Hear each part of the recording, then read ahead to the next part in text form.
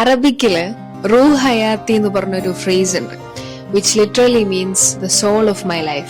ഒരു deeper emotional സെൻസിൽ പറയുകയാണെങ്കിൽ, പ്രിയപ്പെട്ട ഒരാളോട് you are important to me എന്ന് പറയുന്നതിനേക്കാട്ടിലും മനോഹരമായിട്ട് ആ ഒരാള് നമ്മളെ ലൈഫിലേക്ക് വന്നപ്പോ ഉണ്ടായ മീനിങ്ങിനെ ഡിഫൈൻ ചെയ്യാൻ പറ്റുന്ന ഒരു വേർഡാണ് റൂഹ് ഹയാത്തി.